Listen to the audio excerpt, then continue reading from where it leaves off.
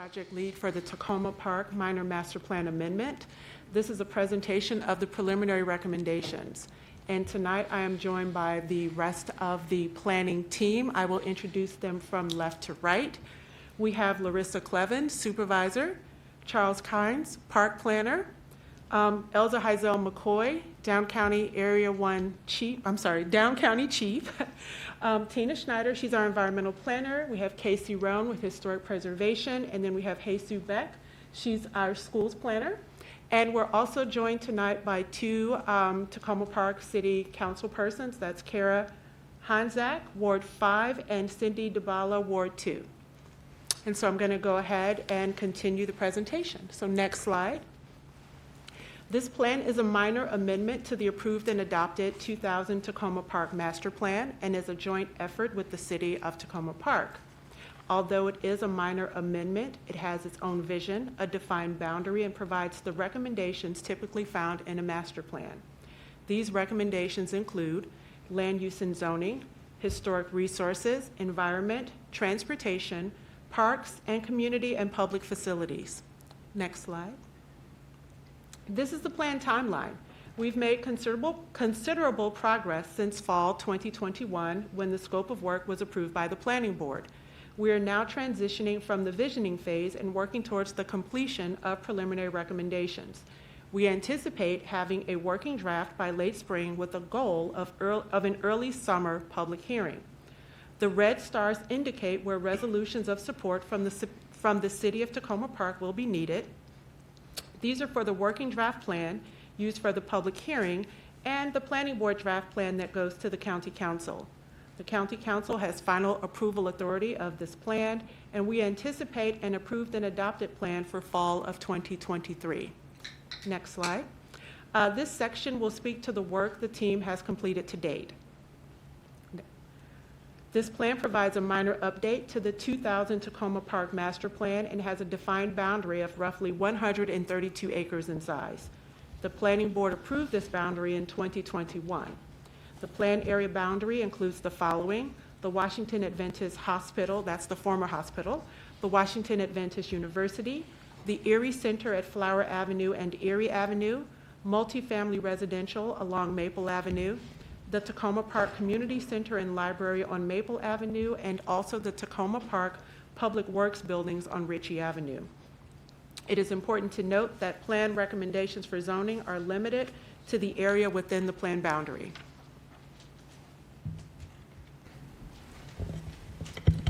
During our outreach and engagement, we discovered that not all stakeholders understood the planning process, and many expressed concern that their voices didn't or wouldn't matter. Equity in planning is a core tenet of our master plan process, and the team is making sure that participants are given a variety of engagement opportunities, educated on the planning process and how to best advocate for their communities, and to see that their respective goals and desires are carried forward in the recommendations. The diversity of the community and the impact of the pandemic required creativity and a multi-pronged approach towards engagement. We used a translation service to make sure that documents and other materials were available in French, Spanish, and Amharic. Staff also combined traditional outreach and engagement techniques, such as pop-ups and attending community meetings, as well as using social media and other online strategies to reach more than 550 stakeholders. Our most significant effort involved meeting traditionally hard-to-reach communities through door knocking and canvassing in the multifamily apartment buildings along Maple and Lee Avenues. We also organized events for student input at Washington Adventist University. They provided us with takeaways and insight into how people use the community today and what residents and other stakeholders would like to see in the future. What were those key takeaways? Residents enjoyed living in Takoma Park, but were concerned about retaining the community's affordability and also about losing the hospital and other assets such as the swimming pool located at Piney Branch Elementary School. They were excited about the potential for development on the Washington Adventist campus as a way to provide for public amenities like walkable retail and community gathering spaces. They also wanted to make sure that the plan recognized the importance of protecting Sligo Creek. So now let's focus on the current state of the plan. During our outreach and engagement, we discovered that Oh, something skipped. It's repeating, yeah, it's repeating it though. So the vision statement for the plan is the plan area will build on existing assets to be a resilient, reimagined, and reconnected community with new housing and other uses, greener and safer streets, and improve access to amenities. Next slide. This diagram illustrates an overall framework for the plan, highlighting the themes of a resilient, reimagined, and reconnected community. Let's talk about the future of the plan area. The next section is focused on area-wide plan recommendations. This section will focus on new and improved uses for existing places and spaces. The goal for the land use and zoning recommendations is to create pedestrian-friendly areas containing a variety of amenities and neighborhood-serving uses. The plan recommends flexible, compatible zoning that can be more adaptive to market conditions while retaining community character. This is also an opportunity to remove obsolete zoning and address any inconsistencies. The plan sees an opportunity for new public amenities, including a green promenade connecting the plan area with safer sidewalks, new and enhanced parks and open spaces, and new bike lanes. The plan will also make recommendations about new and improved public facilities, including those for recreation, schools, and for new police facilities. Reimagining a community also provides opportunities for preservation. After careful consideration, 3 sites are to be evaluated for their significance and potential listing on the master plan for historic preservation. The plan also recommends studying Takoma Park's historic African American neighborhoods, promoting the area's cultural heritage, and seeking opportunities to retain and reuse historic design elements and resources. The plan area has lots of access to transit, but hilly topography and aging sidewalks can make Maple Avenue and Flower Avenue feel disconnected. This plan makes addressing this a priority. The previously mentioned Green Promenade will build upon the city's Maple Avenue connectivity project with improvements to sidewalks, bike and pedestrian connections, and some new private streets on the Adventist campus. All private streets and other new streets should be designed to meet the standards established by the Complete Streets Design Guide. Private streets will operate similarly to public roads but will be privately maintained. Climate resiliency is the capacity to anticipate, cope, and manage the impacts from climate change. Staff identified the most egregious climate threats, such as stormwater management, extreme heat and storms, and developed recommendations to adapt and to mitigate its unpredictability. The plan has identified the following goals to improve the resiliency of the plan area.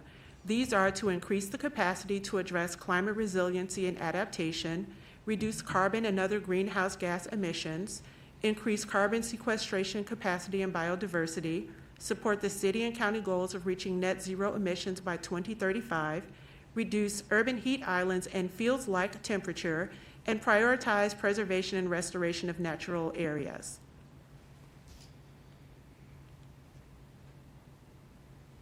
Next. Okay. The plan makes the following recommendations. Support the city's stormwater management program to improve Sligo Creek's water quality and reduce untreated runoff and flooding. Increase nature-based climate solutions throughout the plan area, including increased tree canopy cover, green cover, and native tree and shrub plantings throughout the plan area.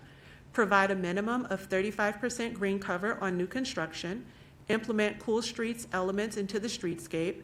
Reduce impervious surfaces on redevelopment and street improvement projects, improve food security, and also support energy efficient and net zero buildings and site design.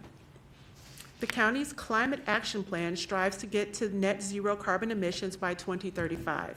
In support of this is the Montgomery County's General Plan Thrive 2050. Many of the recommendations identified and within the plan intend to drive down carbon emissions to assist in meeting its carbon goal. As of July 2022, the Montgomery County Council signed Bill 322 into law requiring a climate assessment for each sector and master plan. The climate assessment determines carbon emissions and the positive or negative impacts to community resilience and its adaptive capacity.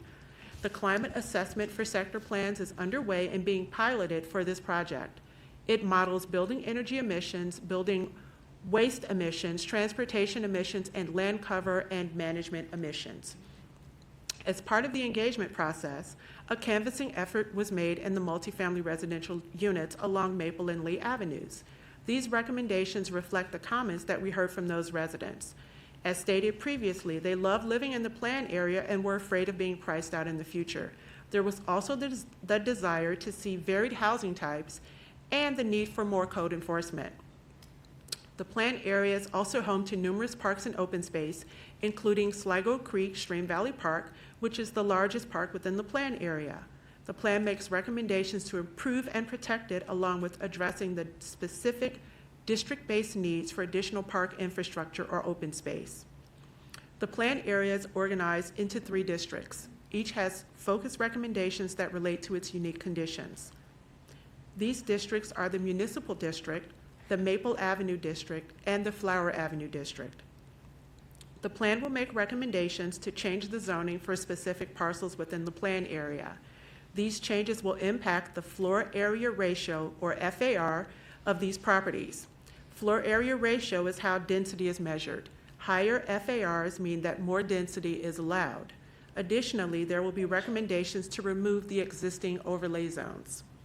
The Municipal District is the civic heart of the city of Takoma Park. It includes numerous municipal functions, many of which are located within the Sam Abbott Citizen Center, and is also home to the Piney Branch Elementary and the Takoma Park, Maryland Library. The plan recommends that the zoning in this area be consistent with that proposed for the other properties along Maple Avenue. City and school properties now zoned only for single-family houses will be rezoned to a mixed-use zone with a maximum FAR of 2.5 and a maximum height of 150 feet. Properties located on Oswego will be rezoned to a single-family zone that allows for duplexes. Additionally, the following improvements should be made to the Takoma Piney Branch Local Park. This includes additional lighting to improve safety and allow for extended usage of the park, along with opportunities for additional trail connections. The Maple Avenue District is the plan's established residential center. It acts as the spine of the plan area and culminates at the Sligo Creek Stream Valley Park. Additionally, the bulk of the residents within the plan area live here and are served by a small node of neighborhood-serving retail. This district is characterized by an attractive tree canopy and steep topography. The plan sees the opportunity for a reimagined Maple Avenue and provides flexibility in zoning. This is also an opportunity to address obsolete and inconsistent zoning. Efforts to retain affordability, sufficient parking, and minimize environmental impacts should be taken. The plan proposes that the existing multifamily zone properties be rezoned to a mixed-use zone with a maximum FAR of 2.5 and a maximum height of 150 feet for those properties fronting onto Maple. All other properties are a maximum 1.5 FAR with a maximum 65-foot height. It is important to note that the current maximum building height in this district is approximately 140 feet. In addition to the Green Promenade mentioned earlier, this plan incorporates and expands upon the goals of the city's Maple Avenue connectivity project, many of which are shown on the slide and look to make it safer and easier to get around the community. Maple Avenue is the key to creating the Green Promenade. The plan recommends taking creative advantage of existing storm drain and other easements along Maple Avenue to provide an attractive connection from the municipal district to the Flower Avenue district. It could also provide for better links to existing and proposed parks and open spaces.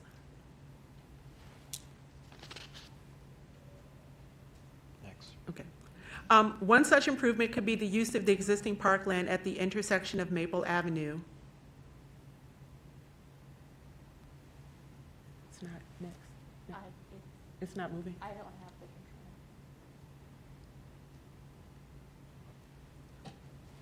Just a second, we're having a bit of technical difficulty.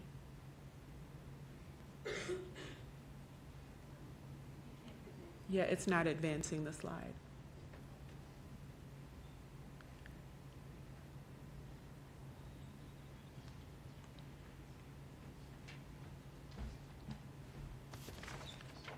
We're almost complete, so there's a few slides left, and then we'll be through the presentation and onto the question and answer period, so just bear with us. Okay, we need to go back. Okay. Okay, that's a slide. Okay, one such improvement. Sorry. Here? Yes, thank you, no problem. One such improvement could be the use of the existing parkland at the intersection of Maple Avenue and Sligo Creek Parkway. The plan proposes that the location be studied for an orchard or a food forest. The Flower Avenue district represents the past and the potential of the plan area. This district is home to the Washington Adventist University and the former Washington Adventist Hospital, as well as the community hub of the Erie Center and a variety of housing types.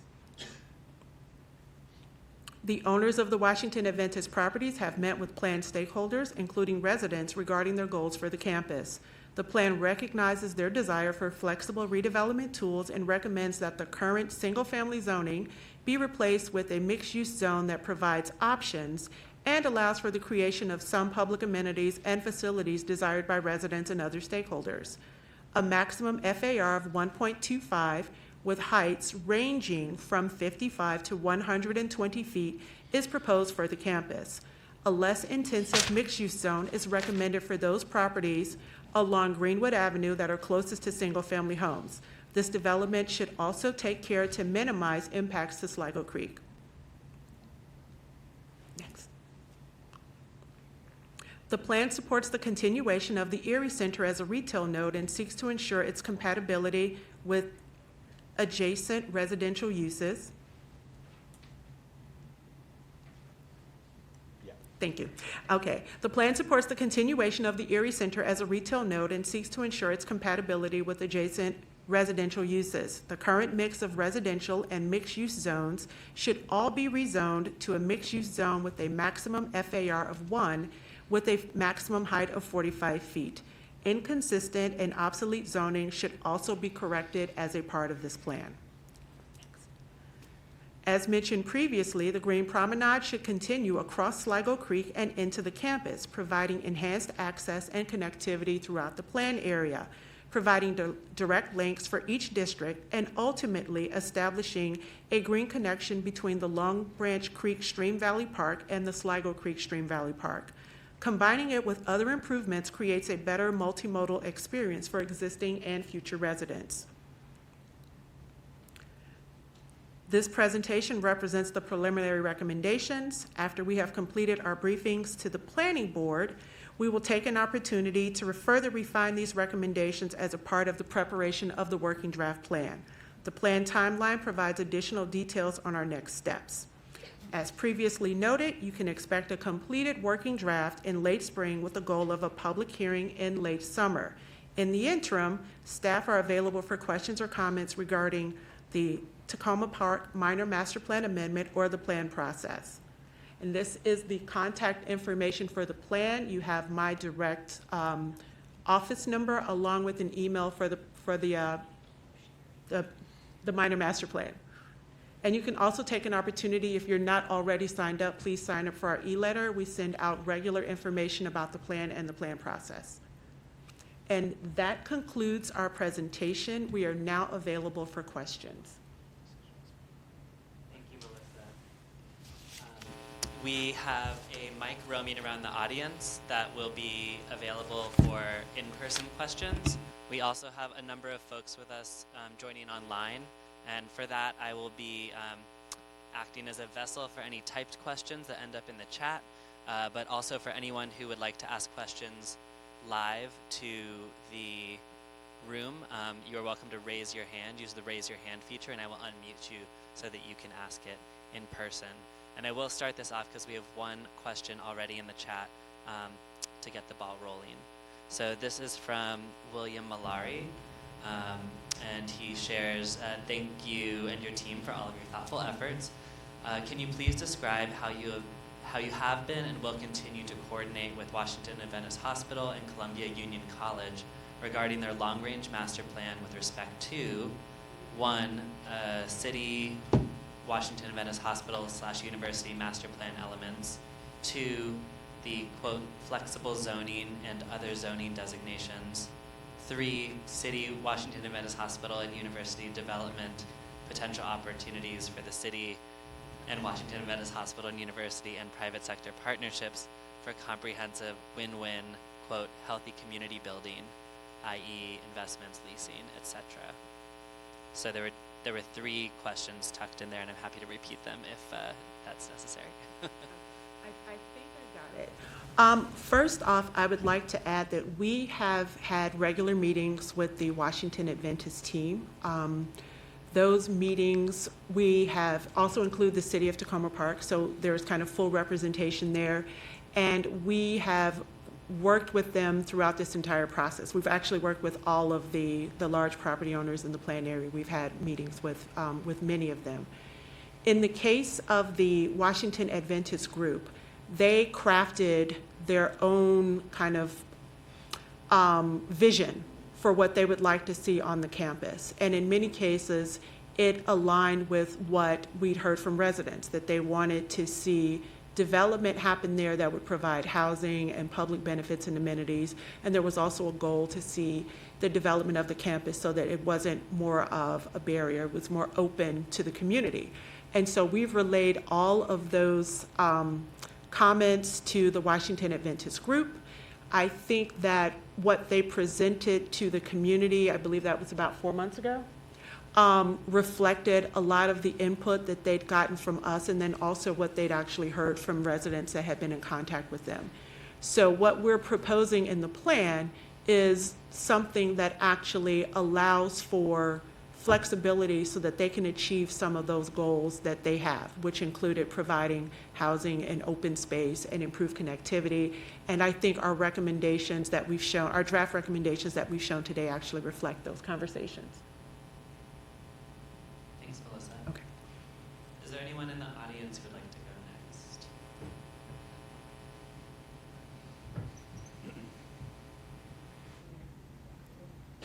Hi there, thanks again. Hi. Melissa, it's great to see you all. It's a pleasure being in this public forum with you. My name is David Reed. I'm president of the Long Branch Sligo Community Association. And exactly 11 months ago, we submitted a proposal, a number of concerns to you in the public fora that we've had. And I'll just mention them there. The issues were traffic, stormwater, business development, recreational opportunities, security issues, and building community. Yes. So in light of those, there are a number of them that you've referenced here. You've referred to them, but without really specific details as to how some of these topics would be addressed. For instance, business development, that's pending. We'll see what that looks like. Recreational opportunities, we'll see what evolves through the study around by Sligo Creek and so forth.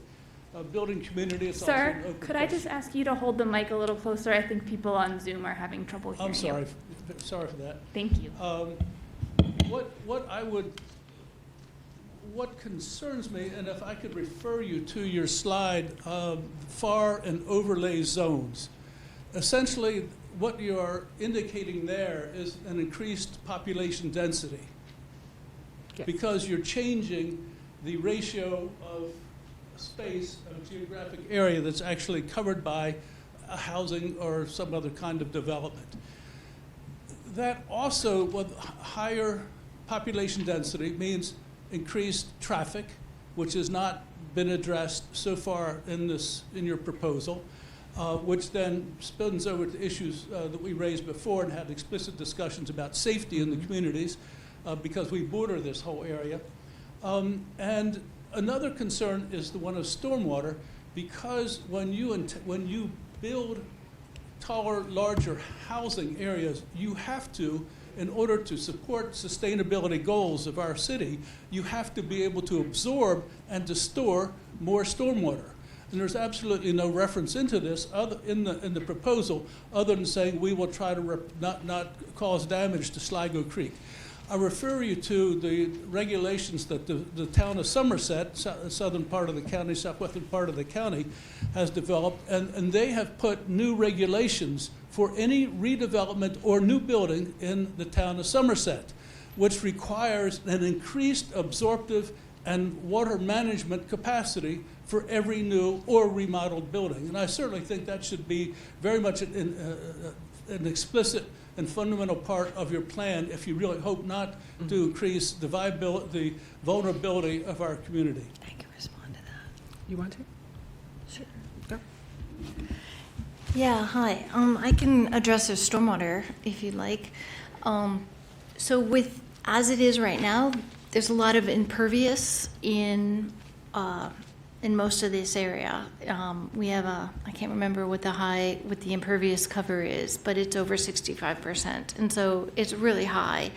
And so there's no stormwater right now. So any new development by law and by regulation will have to comply with the new stormwater regulations. So there will be additional stormwater, and our recommendations is actually to reduce impervious surface and put in low impact development techniques, more tree cover.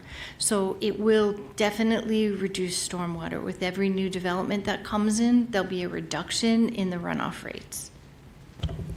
And I would just add to that, Elsa Heisel McCoy, Chief of Down County Planning, that both traffic and stormwater are analyzed at the master plan level at a very high level. So the city has a very robust stormwater management program. So the plan recommends, supporting the city program for that. For traffic analysis at the sector plan level, the county council sets the standard by which new development in master plans is weighed against traffic impacts.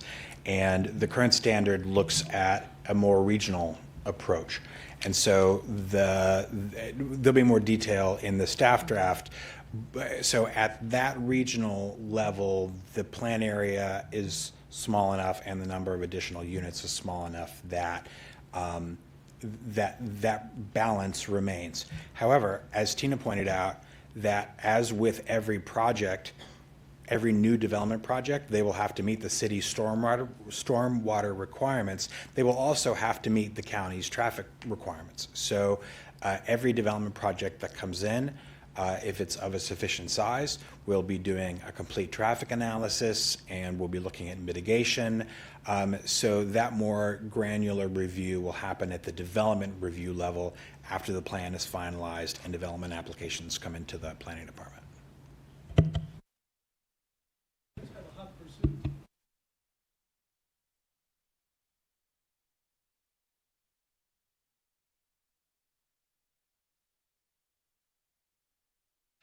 The question then is, it will meet certain standards of the city, as you say, but are those standards adequate in this new period of climate vulnerability and instability that we're entering? And I think that that's something that we would like to, as a member of Takoma Stormwater Solutions, take a look at what are the regulations and requirement of capacity management of various residences and businesses in the city. So I think for that, you're going to need to speak with the city government. It's their program, and I'm sure they'd be happy to hear from you. Hold it close to you. Okay. Do I have to stand up? Okay. Okay, I'll stand up. I just don't want to. I'll stand right here. Troy Jacobs, Flower Avenue. I really thank Melissa and her team for the presentation. This is the second time I've seen it. And I'm very excited about the work, and it's a lot of hard work that went into it. You had in your presentation 2 times where you had the timeline, and we are towards the end of the community engagement. And one of the pieces that I think was very critical in our community was the outreach that you did and the use of interpreters and things like that to get that feedback that is often missed in discussions like this. Going forward, with the public hearings and with the further community engagement that needs to happen with this process, are there plans to have interpreters, or how's that outreach going to be structured so that people that are not comfortable communicating in English or not comfortable in these types of situations can provide feedback, which is very vital the second question I have, and this is where and I think others need additional schooling in terms of understanding the FAR, but one of the exciting pieces about this is that there's the potential for diverse housing or increase in terms of housing. And if you can work through an example with us, and maybe for Maple Avenue or the Flower Avenue districts, to have us understand, if we increase the FAR to the maximum, what does that translate in terms of increased housing that might be available for the city?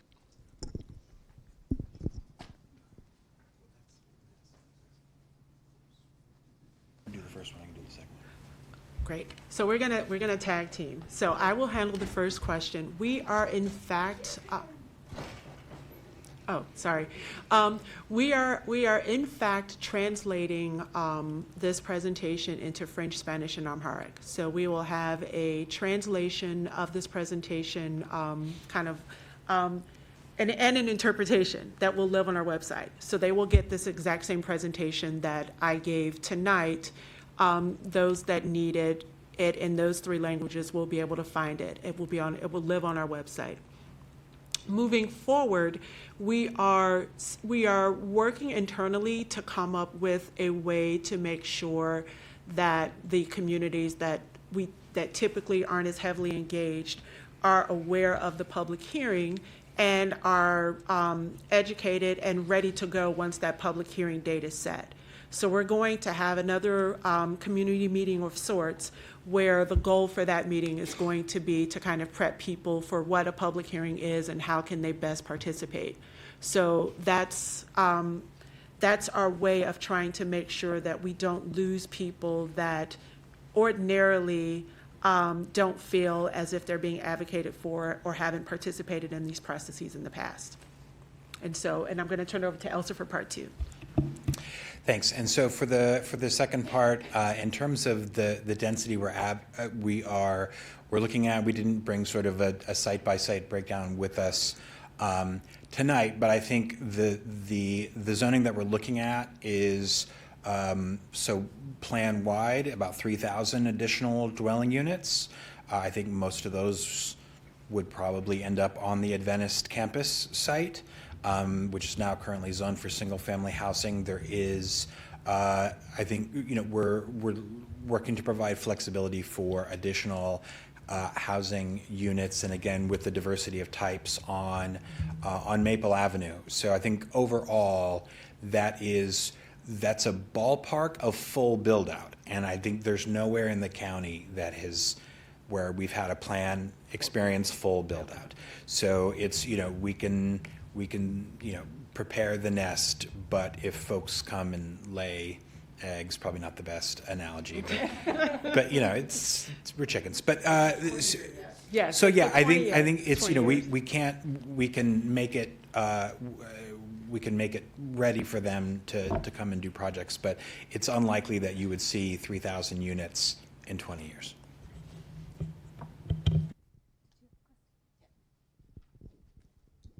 Hold it very close. I'll hold it for you. Okay. You mentioned in your presentation the green promenade from the municipal district to the Flower Avenue district. Could you explain what that is and how you're proposing to change it in light of adding all this density to what I think is adjacent to the green promenade? Yes. So the green promenade is essentially, so you have the Maple Avenue that exists today.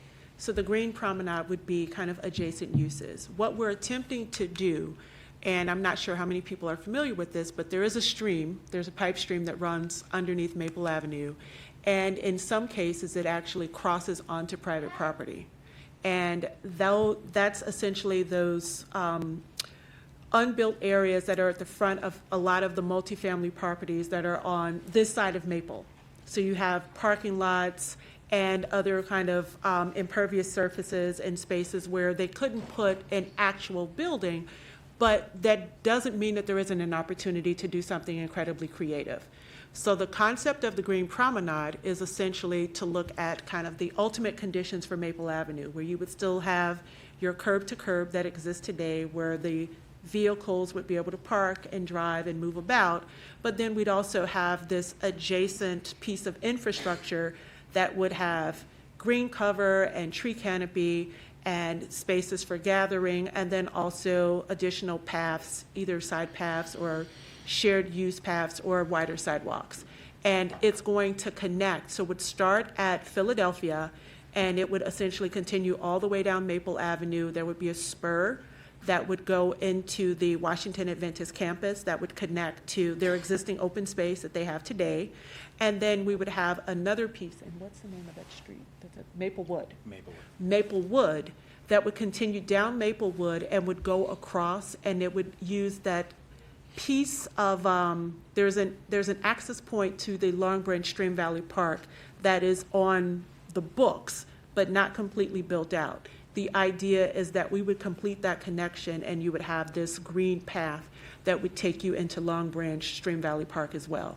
So it's essentially a tool that is connecting all of this great infrastructure that you already have, because you do have some really nice parks that are here that aren't necessarily all connected by one piece of infrastructure. And so that's the idea behind the Green Promenade. Okay, well, that piece of green property, when you walk from here down Maple, and you come up to Sligo Creek Parkway, before you cross over into Adventist campus, there's a green field.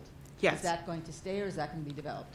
So that green field, there's a recommendation that we have right now is to study the use of that field for a food forest or an orchard. So it would remain green, but it would share space with some sort of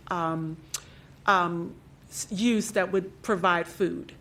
And that's a study. That's not a recommendation. So that, I mean, it's not saying it's going to happen. It's saying to look at it and to see if it's suitable for that sort of use. But it will continue to remain parkland. And can I kick it over to Alex for a second? We have a couple of online questions that I think we wanted to make sure were in the mix. Thanks, Larissa. We have a question from Anna Keller, and they ask, is it certain that the Washington Adventist University is planning to stay in Takoma Park? What property is available for development? Sorry.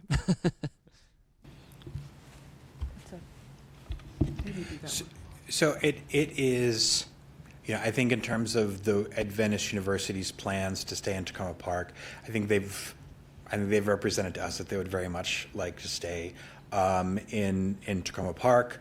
This plan is going to make recommendations about how to deal with opportunities. So there's a lot of land on the campus. The campus includes university buildings. It includes the existing hospital building. It includes a medical office building. It includes lots of open space, lots of beautiful trees, beautiful historic walls along Carroll Avenue. So I think the plan is going to address potential opportunities. I think, any portions of the campus that the folks who control it, whether it's the university or Adventist Healthcare, if they wanted to develop something on the campus, they would be using the minor master plan amendment as a guide in their development applications. Yes. Thank you. Then another question. Well, first, a comment was made earlier in reference to the Takoma Park's stormwater management strategies that from Philip Bogdanoff, that just didn't feel that the city's plans were robust enough in consideration for this plan. And then we have a question from Ashley Brookshire, who asks, will the proposed zoning for the Flower Avenue zone allow for housing as one potential use, or just office institutional? And a comment, the Maple Avenue Promenade looks stunning and would be such a fantastic amenity for the city. Thank you. So the recommendation for the Flower Avenue corridor is actually using our mixed-use zoning tool. which allows for a combination of residential, institutional, or residential and office. So the zone is a CR zone. C stands for commercial, the R stands for residential. And so when we talk about providing flexibility, that's really what we've given the owners of the property, is the ability to mix and match those uses so that they can actually have a workable development.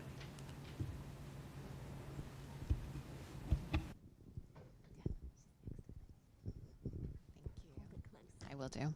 Good evening. Thank you so much for all of your hard work. My name is Jamie Coppell, and I have two questions, and I'll just go ahead and share them both. They're both related to the public facilities information that you provided.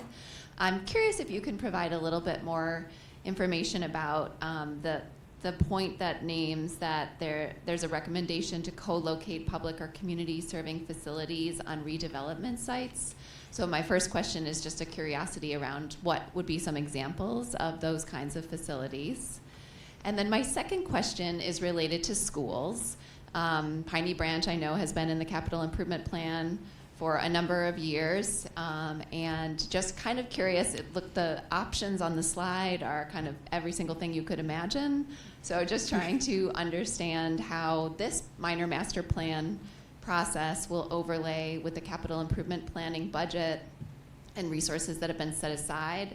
And curious if you can say anything more about why it's exciting to see rebuild, rebuild, rebuild in the three options.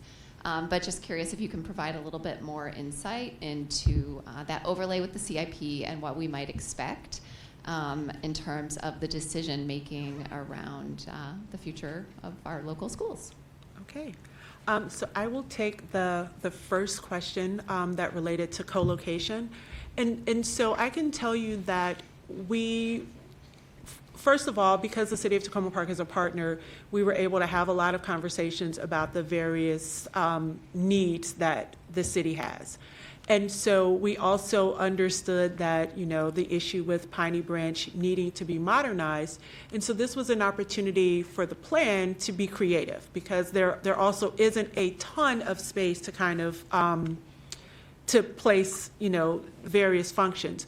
So we looked at the potential of maybe having a rec center and an elementary school be co-located. That doesn't mean that, we're dreaming big here. So, it was taking into consideration everything we've heard from the community and also what we heard from the other stakeholders. So we looked at the idea of a co-location of a school and a rec center. We thought that there was synergy there. That doesn't necessarily mean that the powers that be will agree with us, but it's a gentle nudge in the right direction. We also looked at the need for additional kind of safety facilities for your safety forces. That's another use that could potentially be a part of a rec facility or some other sort of community center facility that the city might need. So, we can't say this enough when we talk about flexibility. It really is about, because it's a 20-year horizon on this plan, it's about trying to think as big as possible, but also trying to be realistic about, where these things could potentially end up, and making sure that we have the zoning in place that allows for those things to happen, and then also laying the foundation in the plan with language that specifically speaks to co-location is a good thing, and that's something that should be strongly considered. And so we have that. As we think about the Piney Branch Elementary School, and Actually, I'm sorry, before we get on to Piney Branch, I think it's also important just to note that co-location can also be, you could have an apartment building Yes. on the Adventist campus site that has a recreation facility, or Sure. the ground floor is a police substation or a satellite library facility. So it can also be in private development as well. yes. So as we think about the Piney Branch Elementary School and the three recommendations, so you can see that we've had a couple of conversations with MCPS, and they're still hard at work making what the decisions that they need to make. But the plan has to move forward. And so the plan has to allow for all of the possibilities. And those possibilities, like you said, it covers everything. It's stay in place. And we needed to lay out what does staying in place look like. And so there's going to be additional information in the plan that speaks to if you stay in place, these are kind of expectations of what staying in place looks like. Then we also have the language that speaks to if you're moving from that location, we're going to have language in the plan that says what does that look like and what should be a part of that move. So I want everyone to understand that what you're seeing right now tonight are draft preliminary recommendations. When you actually see the working draft, you will have additional language. There'll be additional information, and some of these things will be fleshed out. This presentation is really about making sure that we're headed in the right direction and that there isn't anything that immediately jumps out at either the city or the stakeholders or the planning board that says, you're going too far or you're not going far enough. So that's what these recommendations are about. So I don't want anyone to leave here and think that that's all we got. We got that one bullet. I need more. You're going to get more in the working draft, I promise you. Okay, all right. Hi, my name is Farrell Hamer, and I have a question about the Green Promenade. I think it's a great idea. Excited about it. But my question for you all is, so I'm very interested in the mechanism for implementation. I don't see any implementation discussion in part of this plan. Is there a separate plan for implementation? How does the Green Promenade get paid for? Also, because it's all on private property, how do you assure that it ever comes to be? Who is going to do the plan for the overall Green Promenade? And who is going to assure that each property, as it becomes redeveloped, adheres to that plan? What do you do about properties that either refuse to participate in the plan or that never redevelop and so cannot become part of the Green Promenade?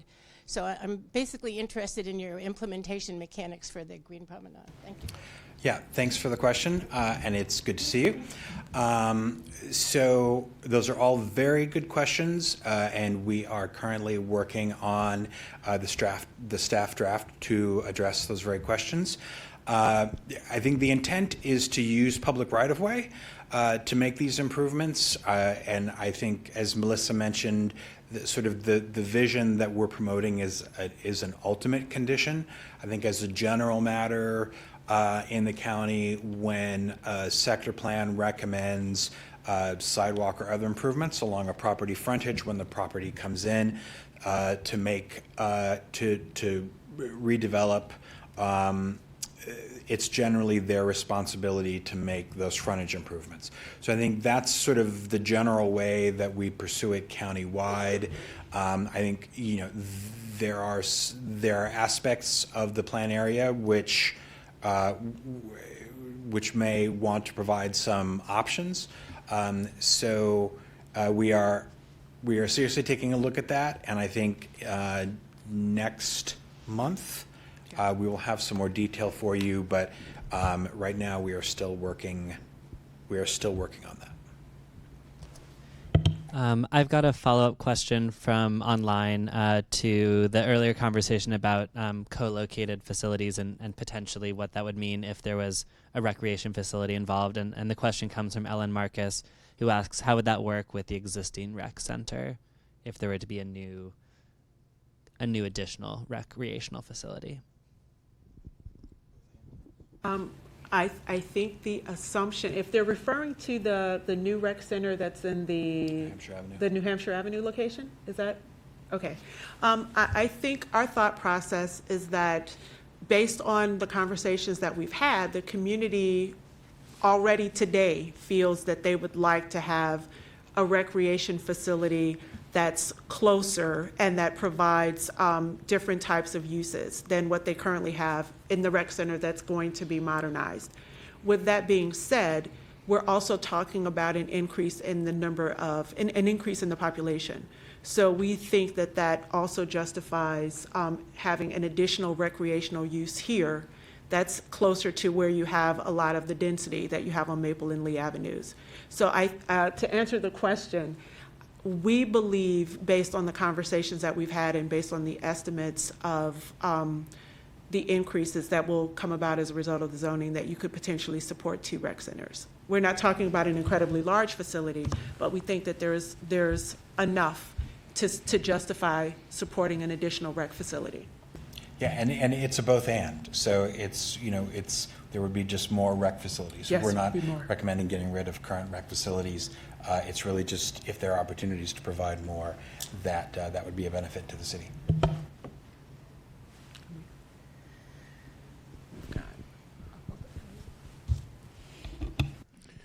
Hi, I'm Saul Schneiderman. I live on Lincoln Avenue. I have 3 questions to ask. The first has to do with Sligo Creek and Sligo Creek Parkway, which is the gem, one of the fine reasons why we love living in Takoma Park. Someone here mentioned the steep topography of the area, and I believe that the park and planning, or the people responsible for Sligo, refer to this part of the creek as canyon lands. We're so high up, and if you stand on the bridge that goes over the Carroll Avenue Bridge, you can see what I'm talking about. So the first question has to deal with the steep topography of this area. Has any of this been taken into account in your planning? That's the first question. The second has to do with Carroll Avenue, which I believe is a state highway. And the curvature of that, I've done some work with traffic and getting the 4-way stop sign up on Lincoln Avenue. And I go back to the days when there was just a 4-way stop sign at Flower and Carroll, if you can believe that, right? The fact that it is a state highway and the fact that it's very oddly shaped, including the craziness of where the crosswalks are on Carroll Avenue, does that have any effect on the planning process, the fact that it's a state highway? And thirdly, since the Adventists moved here in the turn of the 20th century and built their sanitarium here, I believe it was in 1907, for the good air and the clean water of Sligo, are there any historic preservation limitations of what they can or cannot do with their existing campus? Or can they do whatever they want to with it? Or can you all or can they just, is that a concern that you have? Because it's a concern that I have.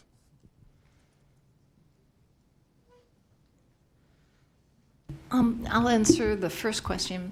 So pertaining to the steep slopes, there's a lot of them, and the steep slopes are currently not developed, and there's a lot of forest and or clusters of trees on some of the steep slopes.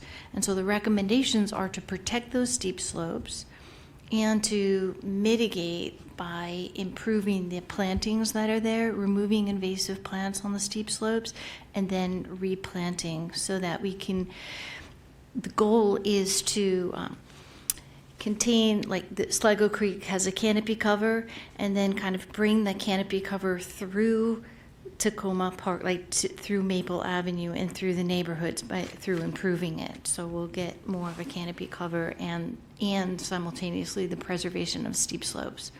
And then Chuck, you might want to talk about the steep slopes in Sligo Creek.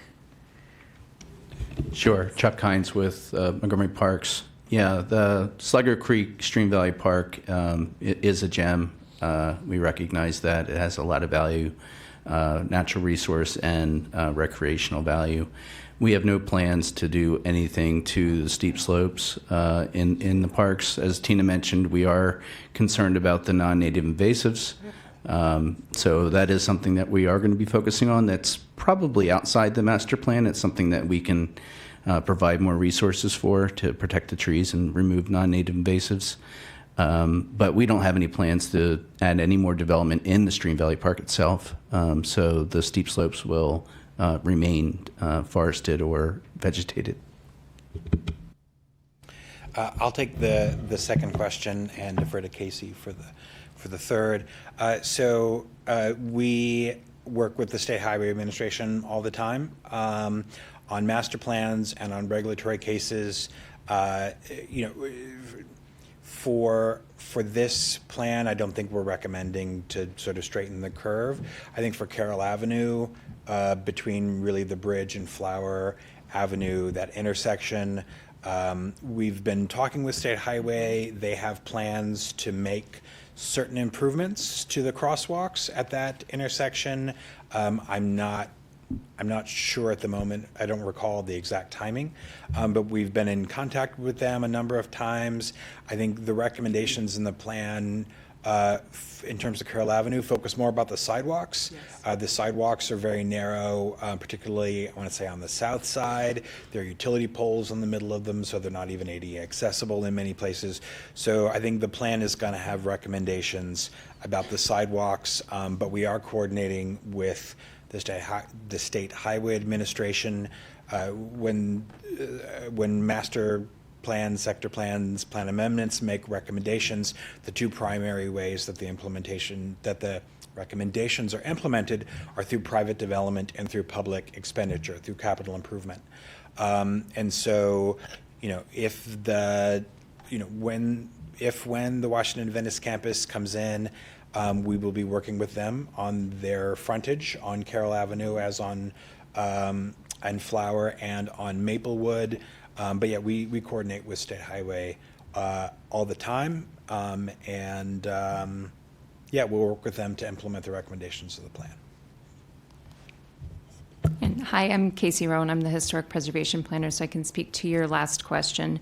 So as part of the plan process here, our office took a close look at the entire plan area to see what historic resources already existed here, which there were not any pre-existing designated resources outside of the Carroll Avenue Bridge. And then we also look for new sites that we would recommend for historic preservation in the future. So we have been undergoing that evaluation for the past several months and looking at places here that might have historical or architectural significance. And so after months of research and evaluation, we landed on the list of the 3 sites that you saw in our preliminary recommendations that we will be recommending for master plan designation. So that's the city's Hefner Park Community Center building, the Sligo Church at the corner of Carroll and Flower, and then the historic home known as Crestview at 7625 Carroll Avenue. We did spend a long time looking at the former sanitarium site and the campus itself, the university campus.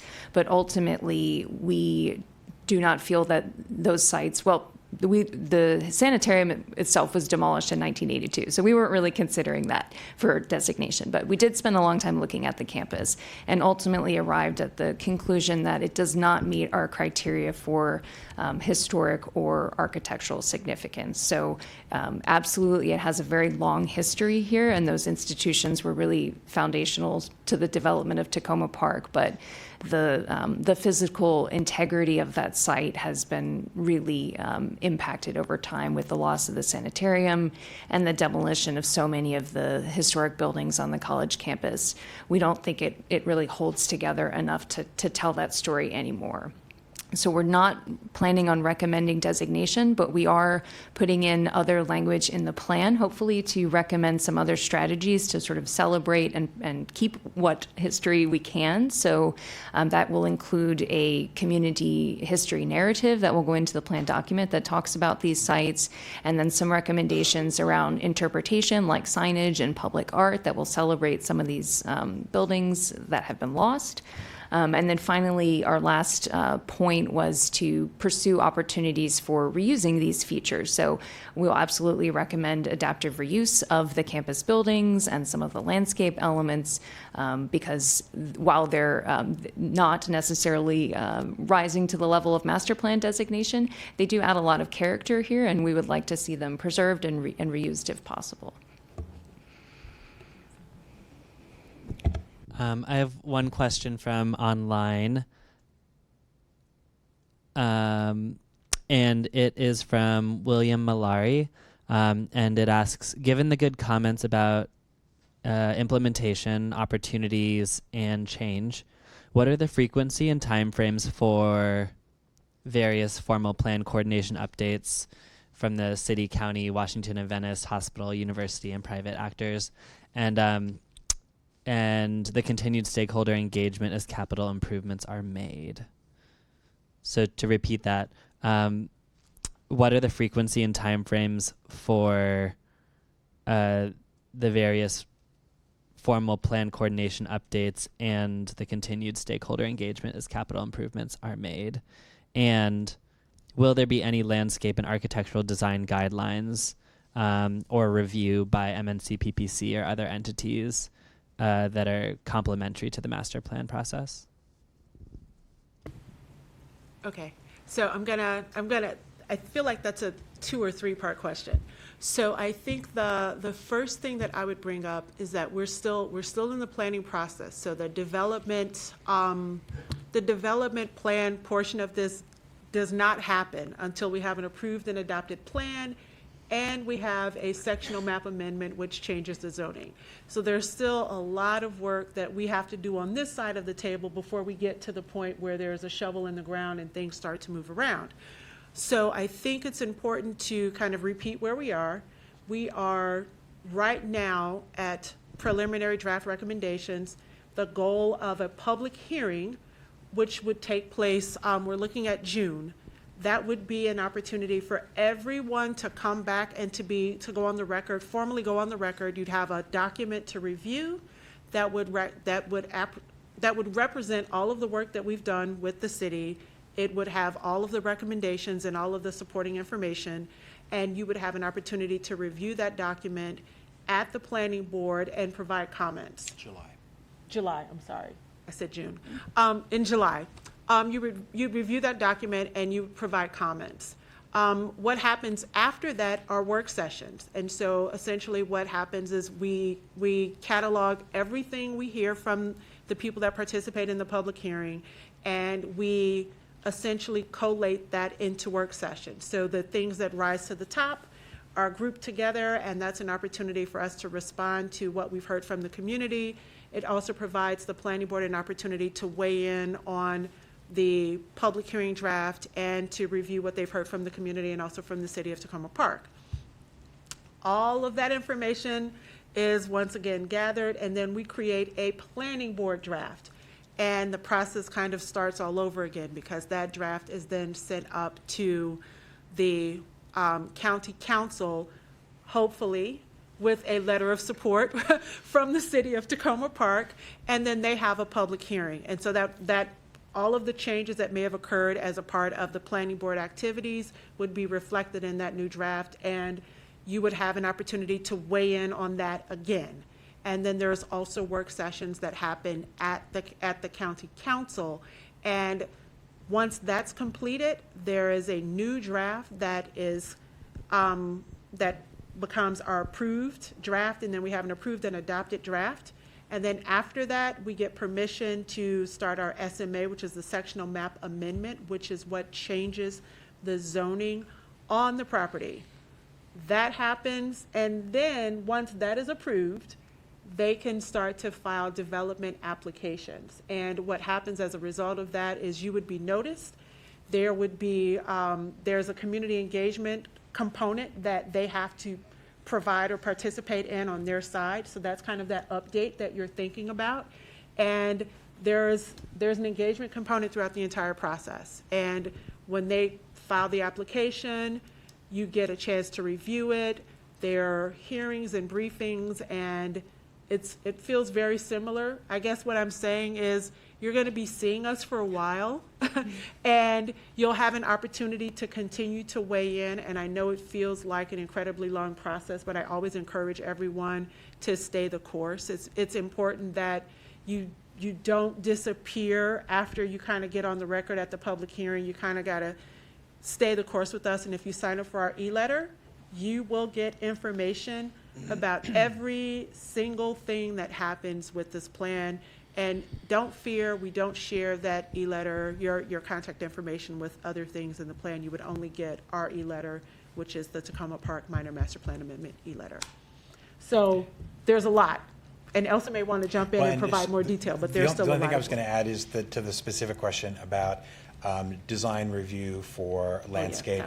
That's absolutely part of depending on what is proposed, if the planning board is required to review the development application, planning staff, city staff, staff from county agencies will all be reviewing these development applications for all of their different standards.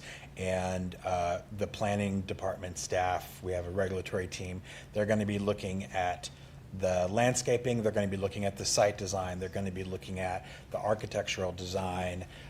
We're going to be looking at, so some plans for larger areas like downtown Silver Spring, downtown Bethesda have separate design guidelines documents. I don't anticipate having one of those for this plan. There will be some recommendations in the plan, but Casey's historic preservation team will be looking at this. As Melissa said, when these applications come in, there's going to be a lot of people looking at them to satisfy a lot of standards.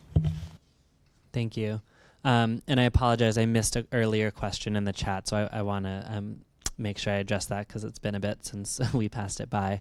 But this is a question from Elizabeth Wallace regarding density.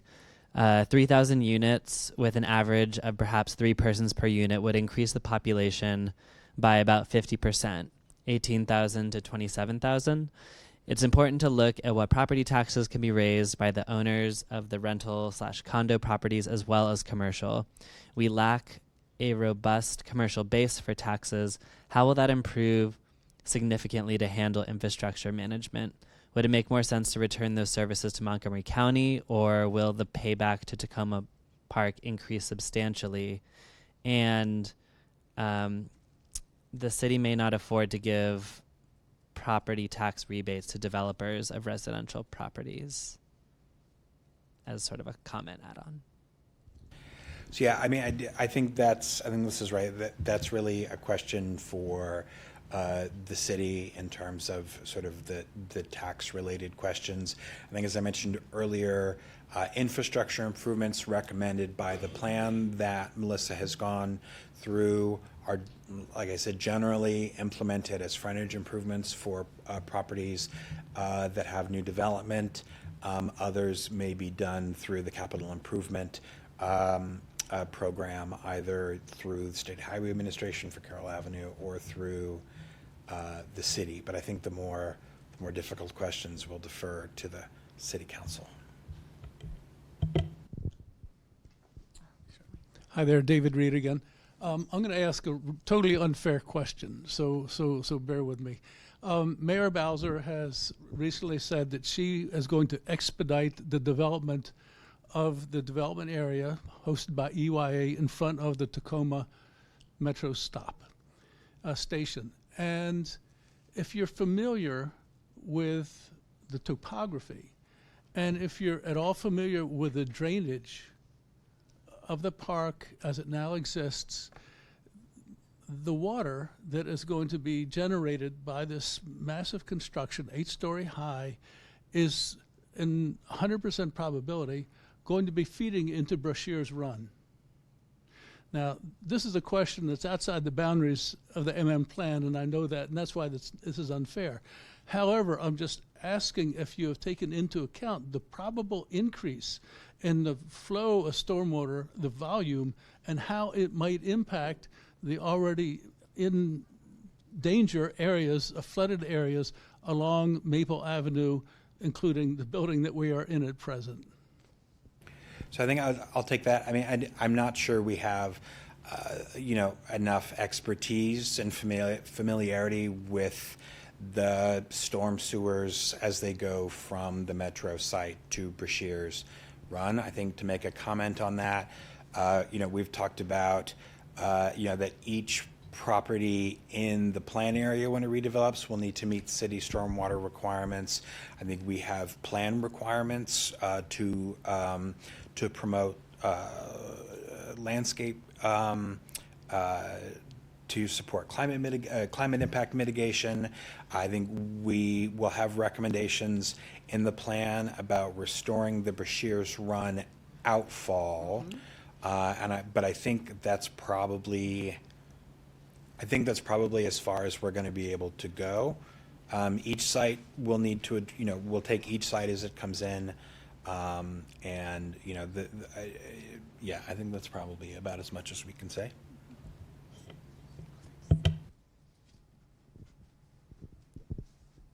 Hi, Margie Goulding again. I live at Sligo Creek Parkway in Houston. I'm definitely very enthusiastic about trying to get greater access for Takoma Park to more recreational facilities, particularly a modern pool. But that's a very large, expensive, long-term endeavor to build something new. And the county is already building a beautiful facility that I think it's off schedule, but I think it's probably going to be ready in maybe another year in downtown Silver Spring. So why not think about ways to give Takoma Park better access through transportation, a shuttle, let's say from this building to the new aquatic center, or reduced fees, or some sort of other ways of leveraging this huge investment that Montgomery County is already making. So, I mean, we have, so the South County Regional Recreational and Aquatic Center, also known as the SCRAC, I think is supposed to open, I understood it was going to open this summer. It's the SCRAC. And it's, I think when we look at a sector plan, we're focusing on the amenities in the plan area. When we talked with the transportation agencies at the county and state level, and we talk about improving transit access, they pointed out to us that the plan area has some of the best transit access in the county, just in terms of the number of bus lines that go through, and that you'll have, a metro station and 3 Purple Line stations that are all being built within a very short time. So it's to get to the Silver Spring metro station, which is sort of across the street from the, or a block or so away from the SCRAC. There's ready access. The F4 goes down Philadelphia. So the plan is really about, and I think master plans in general are looking at the future and trying to make recommendations about what things can potentially be there, how to take advantage. So as a general matter, I think on this, we're using the tools we have available to us. We haven't, no, we did actually talk to the county rec department about a pool. We did. We had a few conversations about it, and I think you raised the most important point. It's an expensive proposition. It's an aging facility, and it's one of those things that's kind of the catch-22 of modernization of Piney Branch Elementary School means that you may get a new school, but it's unlikely that you would also continue to have the pool as a facility. But getting to the point that you made about improving the connectivity and the efficiency, we did have a conversation with the transit authorities about transit, and that led us to take a better look at kind of where are the missing pieces. So trying to knit together bits and pieces of infrastructure that exists today that maybe aren't the most efficient. And so that's when we started thinking about the Green Promenade as a way to kind of connect loose ends. And then we're also looking at places where maybe sidewalk improvements make sense, or maybe bike paths or bike lanes make sense, so that maybe you don't necessarily have to rely on transit or an automobile to get to some of these other public facilities that are being constructed. And so as Elsa mentioned, the Purple Line is coming, hopefully, very soon. The Purple Line is coming, and that would provide someone, if we can get you efficiently to one of the Purple Line stations, that gives you direct access to the new aquatic facility. So that's one of the goals that the plan has, is to kind of knit together all the loose ends to make moving throughout the plan area as efficient as possible. I was thinking sort of more realistically, if you're talking about getting children after school from here to that swim center for swim team or swim lessons or whatever, that I would want a shuttle where, as a parent, where I knew where I could drop off my child at a certain time, and they catch a shuttle, and it brings them to the door, not to downtown Silver Spring, because there are lots of big roads to cross there to get to this actual aquatic center, but something that would drop them off, and pick them up at a certain time and bring them back to, as a parent, then it would make it feasible for my child to use that. Yeah, I mean, one of the challenges with that, and really even with any just even bus lines is that there are so many different factors to take into account. And so I think if there were to be a shuttle, that would probably be coordinated through the rec department, maybe through the Department of General Services, but probably also through, if it was a ride-on bus or whatever, that would be done, and where would it go and how often. But those sorts of things, while good ideas, are outside the scope of the plan. Yeah. Yeah, and I'm stepping outside my lane a little bit here, but the Montgomery County Department of Transportation is currently conducting their Ride-On Reimagine study, so they're taking input and feedback from residents about how to reimagine the ride-on transit system, bus system primarily. Microbus is what I was trying to say. If you have any ideas about improving transit access, I would contact them through that study.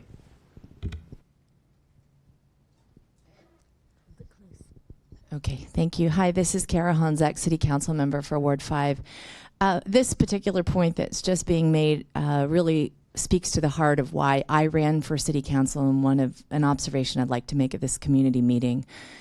I have noted over the 20 years that I have lived here, unfortunately, that swimming pools historically are a space of extreme racial division and institutionalization of racism across this area in a way that is very different from where I come from, ironically enough, deep down in the South, and I'm talking about Texas. There is not that kind of institutionalized racism around swimming pools. And I have noticed also that our Takoma Park historical pool that sits in Piney Branch is one of the places where we break that racism down, and it's a very beautiful thing. One of the reasons that I believe we have rent stabilization here in Takoma Park is because we are trying to break down institutionalized racism in ways that are deeply meaningful.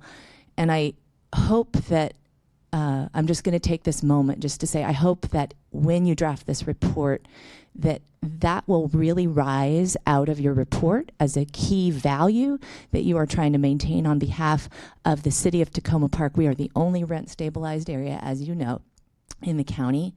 And I think I know that you're not focused in a place-based way on transportation in getting to the pool, but having the pool or something like it, such as the rec center, sitting right in the middle of the highest density area with some of our lowest income and also some of our people of color residents, a more densely populated area of people of color and people of lower income, is a place where we have the opportunity to break down institutionalized racism. So I hope that you could really make that rise out. I don't know what the answer is, but I think this is worth exploring about what the meaning of the pool is and or the rec center, and speaking directly to that point. I hope you will do that. Thank you.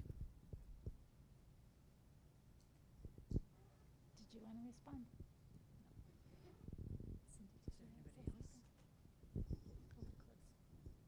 Hi. It's on. There we go. Hi, Cindy DiBella, speaking as a resident, not as a city council member. Thank you for what you said, by the way, Kara. Really important point. But I wanted to back up just a bit to the mechanical, to the definitions, that to Elizabeth's point, to the definitions of density and what it actually means in practice. So we have we have 3 districts, and one's pretty empty. The hospital is not likely to be reused as a building, and there's a lot of space there, and we've seen at least one site plan proposal for that from the Adventist crew, Adventist organization. So we have some idea what that set of numbers looks like in practice. So how does it look on Maple Avenue, on Flower Avenue? Could you put, I know the answer to this, but I have been asked this question a couple times.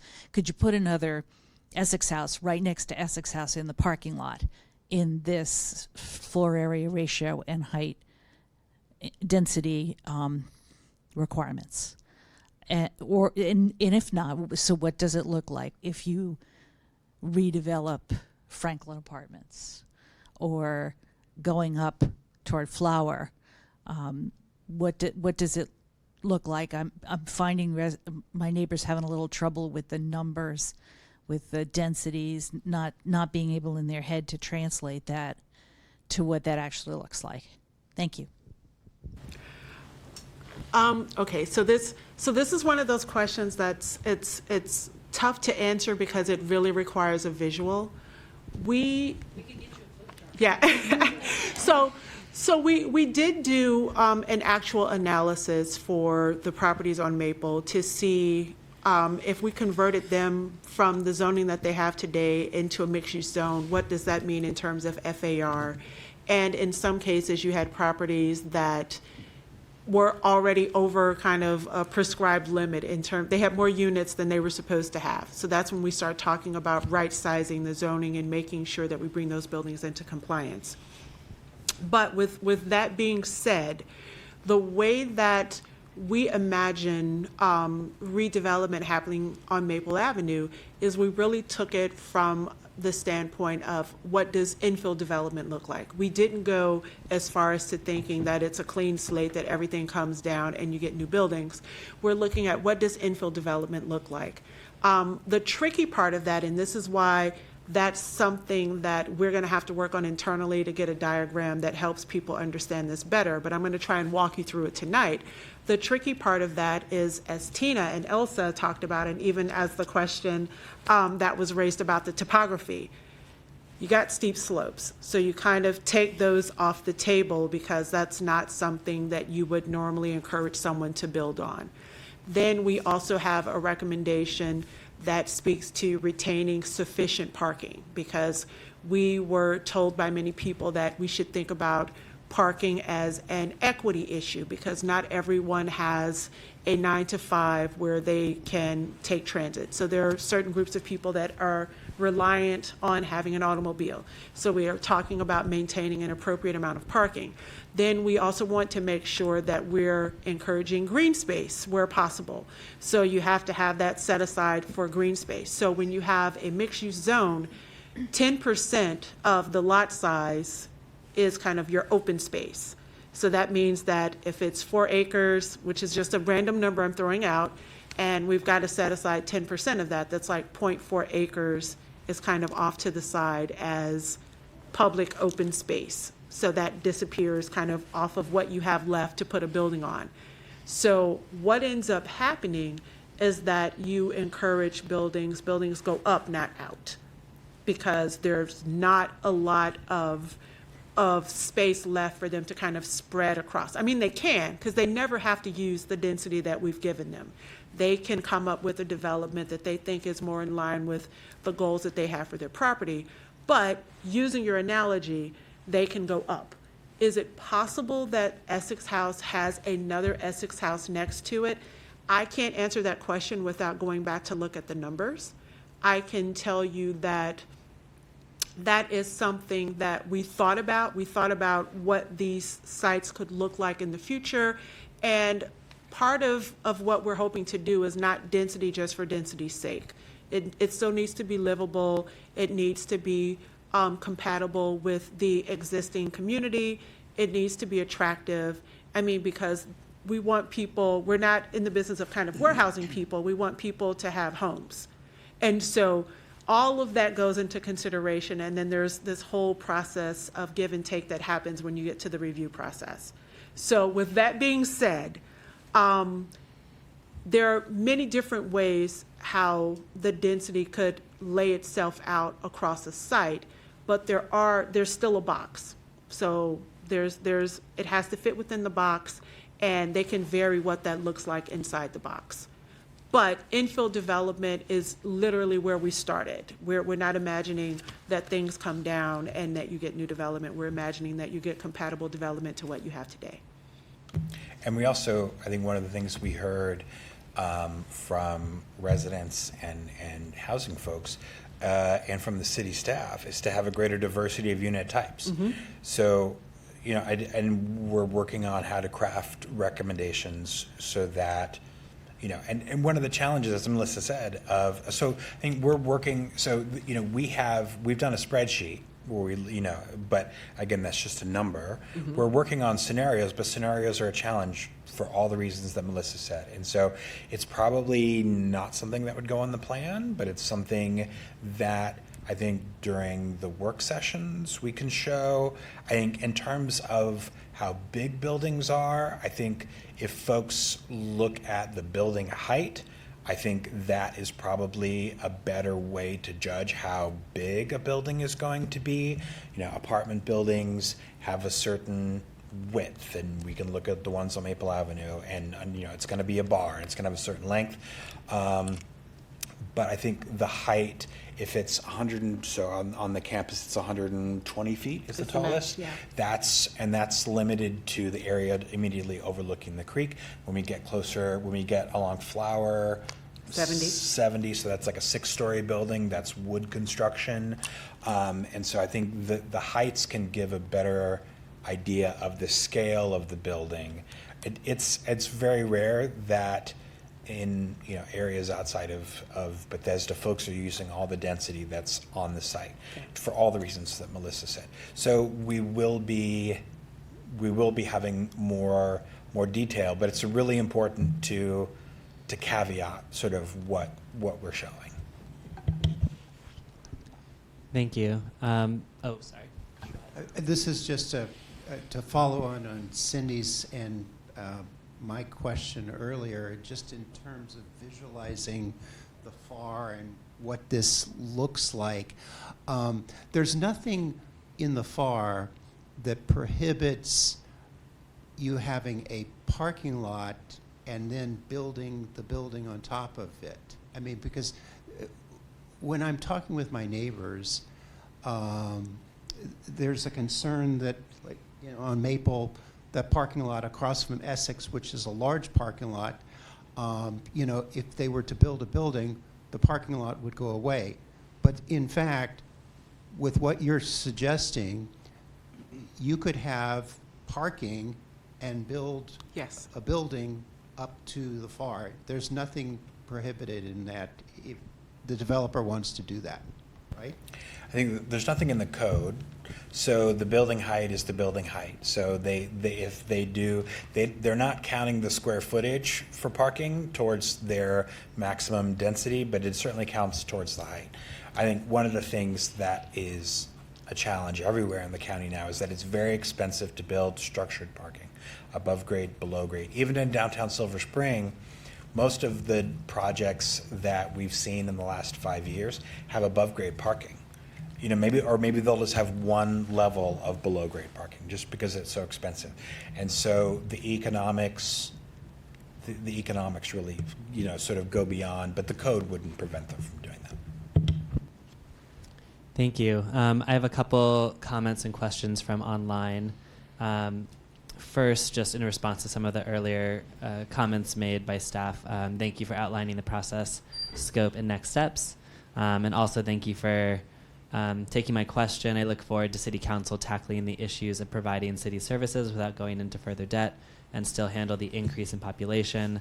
And I also agree with the dedicated shuttle idea for safety. We do have a rec department shuttle. Then a question from Hana Taya is, since some of the planning is around Maple Avenue, does the plan include additional ride-on buses on Maple Avenue that go directly to Silver Spring, or improve the accessibility and frequency of the one bus that does currently, the ride-on number 17, to be more accessible for residents, elders, and students who need it most? Sure.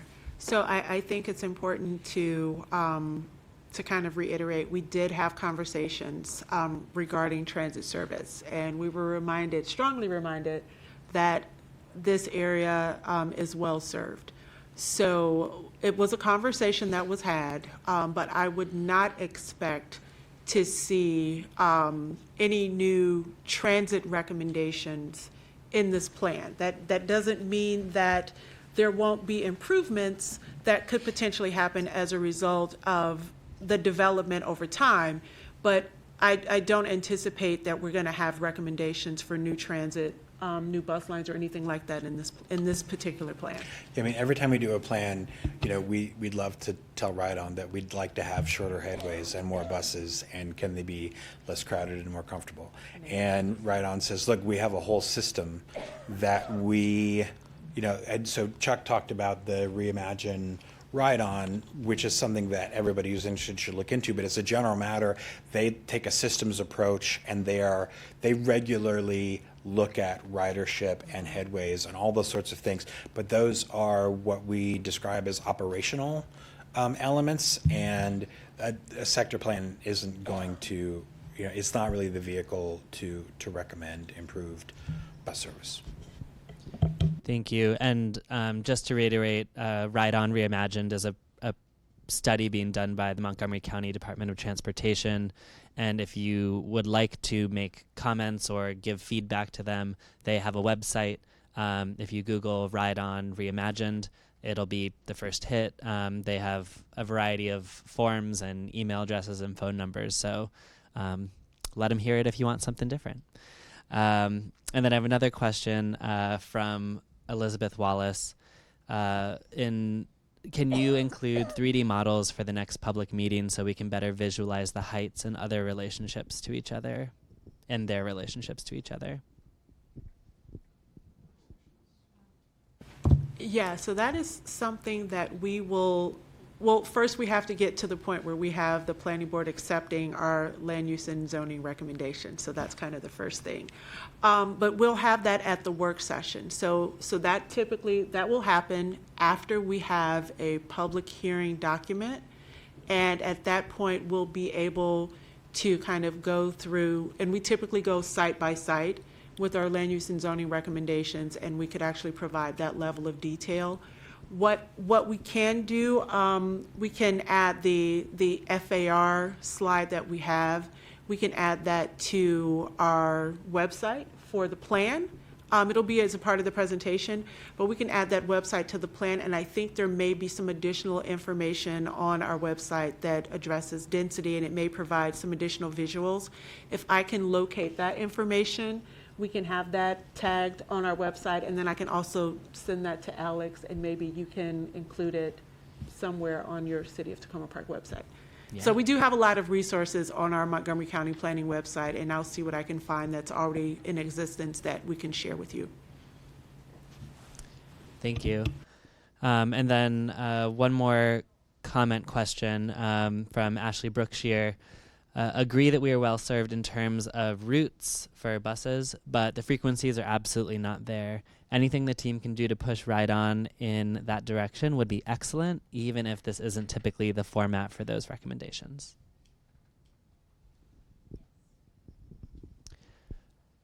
We'll continue our conversations with the appropriate organizations.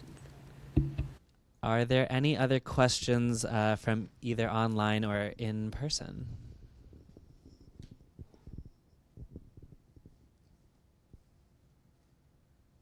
All right, I see none in the live audience. And one last one just came in the chat from Marcy Stickle. Can you please post the Washington and Venice Group's visual and written proposal? Yes. Oh.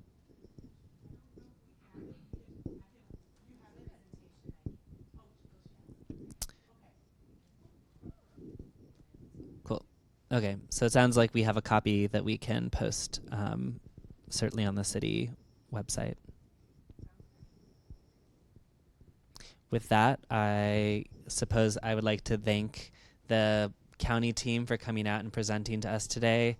Thank you to everyone who took time on your Tuesday night to come join us, both in person and online. And again, I didn't introduce myself prior. My name is Alex Friedman. I'm the planner for the City of Takoma Park. If you have additional questions, please feel free to reach out directly to Melissa and her team. But also, if you have questions that you want to ask me that I can pass on, I'm happy to do the same. It'll just be more direct if you reach out to Melissa directly. And thank you all so much for joining us.